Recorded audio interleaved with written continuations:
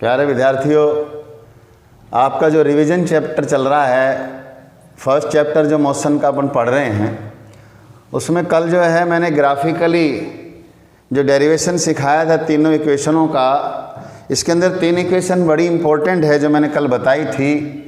First equation आपने पढ़ी थी v = u + at, और सेकेंड इक्वेशन आपने पढ़ी थी s = ut + ½ at², और थर्ड आपने पढ़ी थी v² = u² + 2as। ये जो तीनों इक्वेशन हैं बहुत इम्पोर्टेंट है। आपने, मैं उम्मीद कर रहा हूँ कि आपने की होगी घर पर, अच्छे बच्चे हैं आप हमारे, तो उसको कर रहे थे। तो अब आगे एक छोटा सा टॉपिक आपका रह गया था, यूनिफॉर्म सर्कुलर मोशन। जैसा कि नाम से पता चल रहा है, यूनिफॉर्म मीन्स एक जैसा, सर्कुलर मीन्स सर्कल के अंदर, और मोशन मीन्स गति। यानी कि आज सर्कल के अंदर जो मोशन हो रहा है उसके बारे में आप जानना चाह रहे हैं, परंतु इसमें एक वर्ड लगा हुआ है यूनिफॉर्म सर्कुलर मोशन।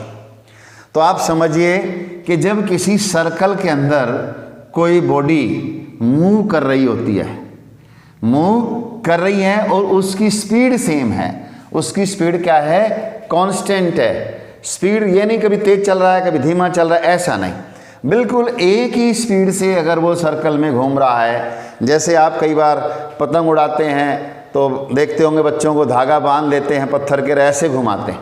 अगर वो एक ही स्पीड से घुमा रहे हैं, एक ही स्पीड से, तो वह मोशन क्या कहलाएगा, यूनिफॉर्म सर्कुलर मोशन कहलाएगा। दूसरा, आपने देखा है कि जब आप पत्थर को ऐसे घुमा रहे होते हो धागे से और उसको छोड़ देते हो तो दूर जाके गिरता है।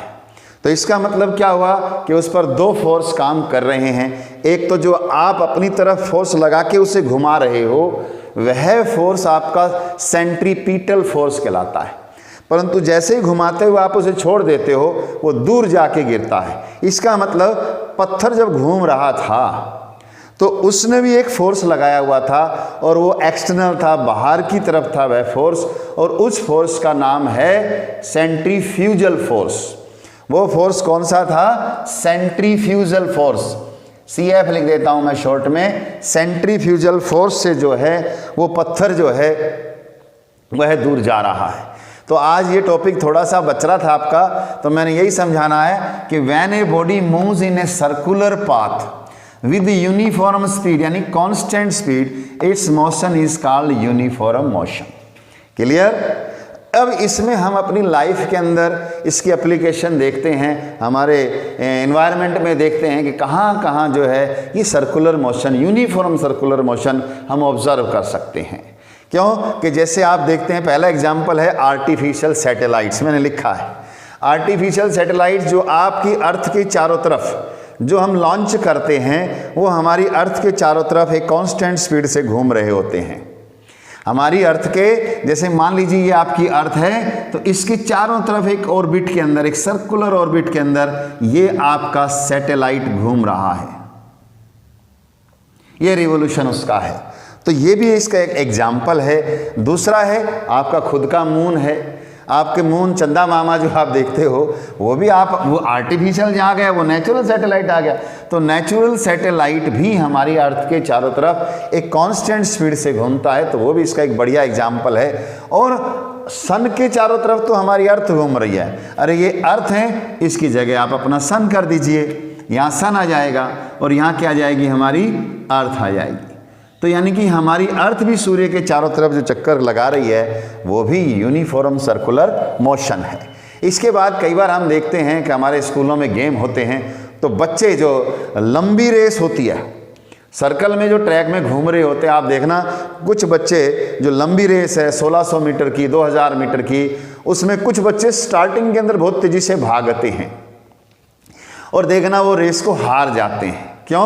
क्योंकि आप पढ़ेंगे कि जैसे ही तेज़ी से आप भागेंगे, आप अपने आप को एक्सेलरेट करते जा रहे हैं, उससे आपकी मसल्स में क्या है, स्क्रम्प आ जाते हैं और आप रुक जाते हैं। परंतु जो समझदार खिलाड़ी होता है उसको प्रैक्टिस के द्वारा उसने अपनी जो स्पीड है उसको उसने कांस्टेंट बनाया हुआ है, और वो स्टार्टिंग से ही उस कांस्टेंट स्पीड से दौड़ता रहता है। तो अंत तक वो उसी स्पीड से दौड़ता है और लास्ट में विजय श्री को प्राप्त करता है, अपने टारगेट पॉइंट पर वो पहुंच जाता है। तो वो भी एक बहुत बढ़िया एग्जाम्पल है आपका यूनिफॉर्म सर्कुलर मोशन का। इसके अलावा आप अपने घर में जो वाल पे दीवार के ऊपर जो घड़ी लगी हुई होती है उसके अंदर जो आप देखते हैं सेकंड हैंड, यानी कि सेकंड वाली जो सुई है टिक टिक टिक टिक टिक टिक टिक करती चलती हुई है, यानी कि बराबर टाइम वो ले रही है और बराबर टाइम में बराबर स्पीड से वो चल रही है, तो वो उसका क्या है, यूनिफॉर्म सर्कुलर मोशन है। ये मैंने आपसे एग्जाम्पल बताए हैं। अब इसके बाद मैं आगे बढ़ता हूं कि यूनिफॉर्म सर्कुलर मोशन के अंदर कि आप कैसे इसकी स्पीड यानी कि वेलोसिटी निकालेंगे। अब ये जो मैं एक चीज़ बताने जा रहा हूं कि जो यूनिफॉर्म सर्कुलर मोशन है वो एक्सीलरेटेड है। एक्सीलरेटेड है। एक्सीलरेटेड कैसे? क्योंकि आप क्वेश्चन कर सकते हैं कि सर वेलोसिटी में जो चेंज हो ही नहीं रहा है, उसकी स्पीड तो एक ही जैसी है, तो फिर वेलोसिटी में चेंज कहाँ है, कैसे इसके अंदर आप rate of change of velocity बताएंगे विद टाइम। तो आप देखिए कि ये मान लीजिए स्टोन आपने यहाँ बांधा हुआ है, अब आप इसको ऐसे घुमा रहे हैं, अगर आप इसको छोड़ें तो इसकी डायरेक्शन तो इधर है, इसकी डायरेक्शन इधर है, और जब ये यहाँ आएगा तो इसकी डायरेक्शन इधर है, यानी कि डायरेक्शन चेंज है, डायरेक्शन चेंज है। और आप देखिए कि जब भी आप सीधे जा रहे हो, जब डायरेक्शन चेंज करते हैं, डायरेक्शन हर मोमेंट पे जब आप चेंज करेंगे, मान लीजिए आप यहाँ थे, अब यहाँ से आप यहाँ आए, फिर आपने यहाँ आना है, फिर आप यहाँ आए, फिर आप यहाँ आए, फिर आप यहाँ आए, फिर आप यहाँ आए, फिर आप यहाँ आए, और फिर आपने यहाँ आना है। तो हर मोमेंट पे आप डायरेक्शन चेंज कर रहे हैं। मैंने समझाने की कोशिश की है आपको कि ये जो डायरेक्शन आप चेंज कर रहे हो, तो आप सबको पता है जिस मोमेंट पे, जिस मतलब इंटरवल ऑफ टाइम पे आप उसकी डायरेक्शन चेंज कर रहे हो, means there is some slight change in the velocity, but that is not observed. उसको ऑब्जर्व नहीं कर सकते, परंतु चेंज हो रहा है, वो चेंज हो रहा है। तो मोटी चीज जो इसमें दिखाई देती है वो तो डायरेक्शन चेंज दिखाई देता है। तो so it is called an accelerated circular motion. Circular motion ये एक्सीलरेटेड है।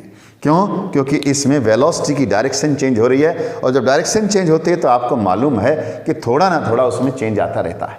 तो यही है, मैंने आपको जो ये बताया कि ये एक्सीलरेटेड सर्कुलर मोशन है। दूसरा, अब आगे हम बढ़ते हैं इसके अंदर कि आप इसके अंदर जो है किस प्रकार से इसकी वेलोसिटी निकालेंगे। मान लीजिए आप वेलोसिटी निकालना चाहते हो, वेलोसिटी तो स्पीड ही होता है एक तरीके से, परंतु डायरेक्शनल है। ये डायरेक्शनल है तो आपको मालूम है कि अब सर्कल में अगर सीधा आप जा रहे हो, सीधा जा रहे हो, ये तो लीनियर मोशन है, तो लीनियर मोशन में डिस्टेंस अपॉन में टाइम आप कर लेते हो, परंतु अब ये सर्कुलर है, तो सर्कुलर के अंदर ये जो डिस्टेंस आप निकालेंगे, इसका मैथ ने फार्मूला दिया है आपको 2πr। r क्या है? इसका ये रेडियस है। r क्या है? रेडियस।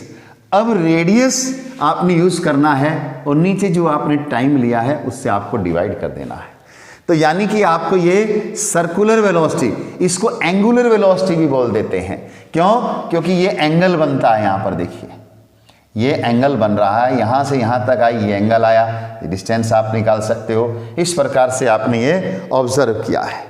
अब बेटा मैंने कहा था कि आप लगे रहिए, आपको मैंने काम भी दिया था और आपने उसमें किया भी है, और कुछ बच्चों ने मेरे से प्रॉब्लम भेजी है, मैं उस प्रॉब्लम को आपके सामने सोल्व करूँगा।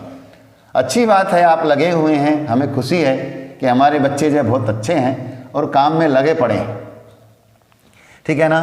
तो अब मेरे पास उसने एक न्यूमेरिकल भेजा, जो मैंने भेजा था उसी में से 5th क्वेश्चन है। उसने कहा सर 2 कार हैं, एक कार है ए, एक कार है बी, 2 कार हैं, इसकी स्पीड दे रखी है और इन दोनों की स्पीड दे रखी है, और इसका मान लीजिए उसने टाइम भी दे रखा है, उसने टाइम भी दिया हुआ है, और वो मेरे से पूछना चाह रहा है कि सर कौन सी कार ज़्यादा डिस्टेंस कवर करेगी।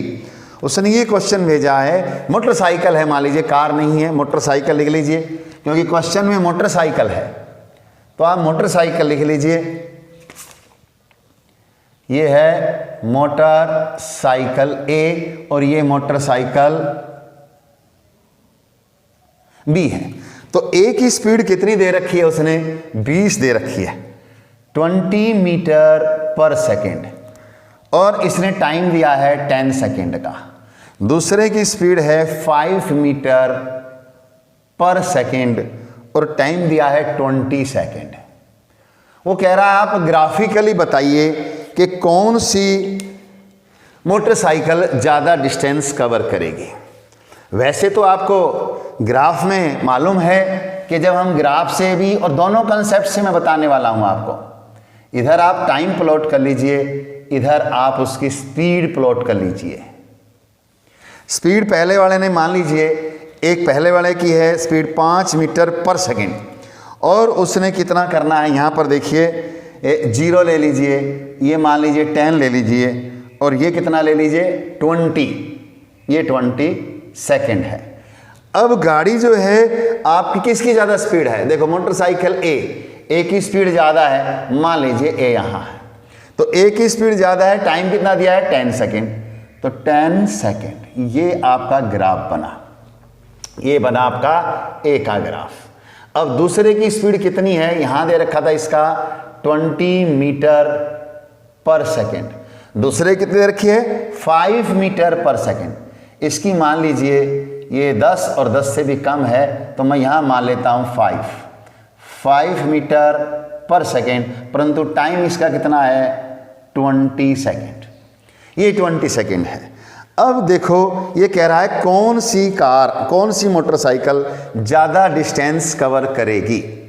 आप इसको मैथमेटिकली भी पहले निकाल सकते हैं, क्योंकि इसकी स्पीड 20 थी, 20 से जाकर के ये यहाँ रुकती है, ये 5 की स्पीड से जाकर के 20 मिनट बाद रुक जाती है। तो आपने यहाँ वैसे भी समझना, दोनों तरीके से समझाऊंगा, पेपर में दोनों तरीके से आ सकता है, आप ग्राफ से भी करिए वैसे भी करिए। अब फर्स्ट वाले में इनिशियल स्पीड ऑफ ए कितना है 20 मीटर पर सेकेंड। अब v क्या है यहाँ पर ए का, वो रुक गया तो 0 मानेंगे, वैसे दोनों तरीके से आपको आना चाहिए।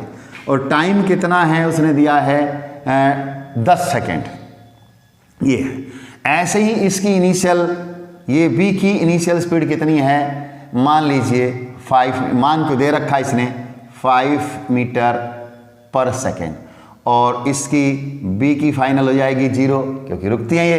तो अब जो है इसमें टाइम दे रखा है, टाइम इसने दे रखा है 20 सेकेंड, ये 20 सेकेंड दे रखा है, और इसमें टाइम दे रखा है इसने 10 सेकेंड दे रखा था। अब आपने इसमें से डिस्टेंस निकालना है। अब डिस्टेंस निकालने का आपके पास फार्मूला जो है S = UT + ½ AT² है, या क्या है V² = U² + 2AS है। ये है आपका डिस्टेंस निकालने का। तो यहाँ आपको देखो एस्केलेशन तो चाहिए ही चाहिए, ए तो यहाँ भी चाहिए और ए यहाँ भी चाहिए, टाइम भी दे रखा है। तो आप जो है किसी से भी, इससे निकाल लीजिए या इससे निकाल लीजिए, आपकी डिस्टेंस आ जाएगी। तो मैं इससे निकालता हूँ, देखो डिस्टेंस ऑफ ए निकालने के लिए मुझे पहले ए चाहिए, तो ए इसमें कैसे निकलेगा, देखो ए होता है v - u/t। तो ए यहाँ पर क्या है, देखिए v क्या है यहाँ पर 0 है, u कितना है -20 हो गया, और टाइम कितना दे रखा है 10, तो ये आ जाएगा -20/10, तो यानी कि -2 मीटर पर सेकेंड स्क्वायर आ गया। तो अब आप इसमें रख दीजिए, u कितना है 20, टाइम कितना है 10 + 1/2, ए क्या है नेगेटिव आया है -2, और टाइम कितना है वही 10 है, 10 का स्क्वायर है। तो देखो वैसे भी आपको पता चल जाएगा, तो ये 200 हो गया, और ये माइनस का हो जाएगा, और ये 100, तो ये 100 मीटर आ गया, यानी कि डिस्टेंस ऑफ ए 100 मीटर है। इसी तरीके से इसकी डिस्टेंस भी आप निकाल सकते हो। पहले इसमें ए निकालेंगे, ए में क्या होता है v - u, तो 0 - 5 का स्क्वायर अपॉन में टाइम कितना है 20, तो ए कितना आ गया इसके अंदर, देखो ए आ गया आपका -25 अपॉन में 20 सेकेंड है, 25 अपॉन में 20 आया। अब आप इसको काटना चाहे तो काट ले, नहीं ऐसा भी रख सकते हैं, 5 से काट सकते हैं, 5 5 जा और 5 4 जा, यानी कि -5/4 मीटर पर सेकेंड स्क्वायर एस्केलेशन है। तो अब आप डिस्टेंस ऑफ बी भी इसी फार्मूले से निकाल लीजिए, ut प्लस हाफ 80 स्क्वायर से। तो देखिए u क्या है यहाँ पर, u है 5 है, टाइम कितना दे रखा है 20 दे रखा है, प्लस 1/2, a क्या है यहाँ पर -5/4 इंटू में t कितना है 20 का स्क्वायर। अब देखो इसको सॉल्व करो, ये 100 आ गया, माइनस 1/2 इंटू 5/4, ये 20 का स्क्वायर है तो 400 हो जाएगा। अब देखिए काटिए आप इसको, ये कितने पे कट गया, 100 पे कट गया, कितने पे 100 पे कट गया। अब आपने क्या किया, 5 बटे जो आपने लिया था, देखो 5 इंटू आपका एस्केलेशन कितना आया था -5/4,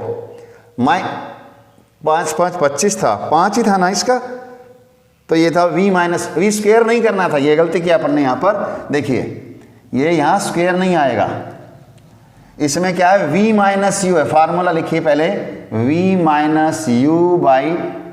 तो a आपका आया v कितना आया 0, u कितना है, u कितना था 5 और नीचे टाइम कितना है 20। थोड़ा ध्यान से रखना है, जरा सी मिस्टेक आपके सवाल को गलत कर देती है, -5/20 मीटर पर सेकेंड स्क्वायर। तो इसके हिसाब से आपका ये a आया और s आ जाएगा आपका वो ut प्लस हाफ 80 स्क्वायर।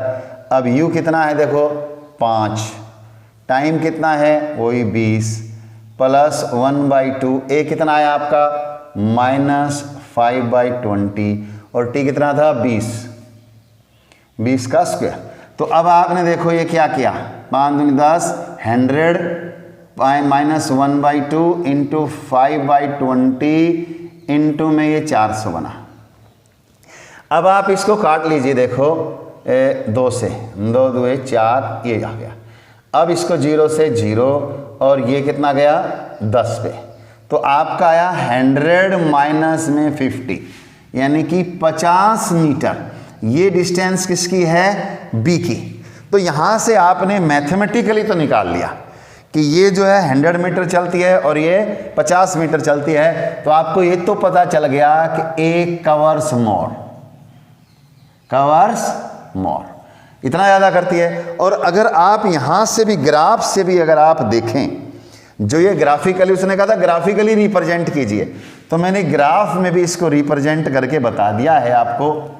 ये देखिए ये जो आपका ग्राफ है,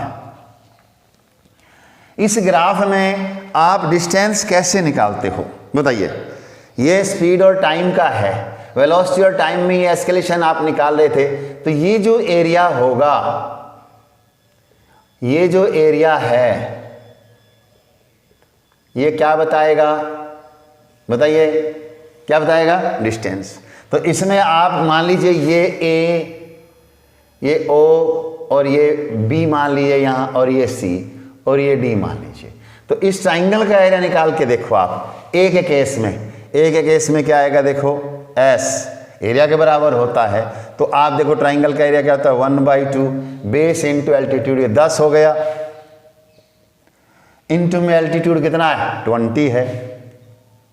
तो देखो ये कितना आया 100 मीटर। ये डिस्टेंस ऑफ फर्स्ट आ गई, ग्राफ से भी आपने निकाल लिया।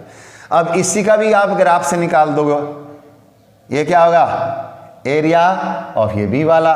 तो इसके अंदर क्या है देखो, यहाँ से 20 इंटू एल्टीट्यूड कितना है 5। अब इसको करो देखो कितना आ गया 50। तो मैंने ये दोनों तरीके से आपको समझा दिया है, ठीक है बेटा, घबराना नहीं होता, बड़ी सिंपल चीज़ें हैं। ग्राफ में डिस्टेंस कैसे निकालते हैं, उसका एरिया निकाल दो।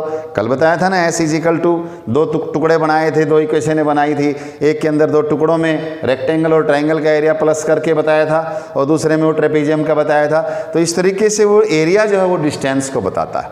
तो बेटा मैंने यहाँ तक आज आपको कराया है और काम दे रहा हूँ। अच्छे हैं आप, बहुत अच्छे हैं जो आप प्रॉब्लम भेजते हैं और आप इसको सॉल्व करें।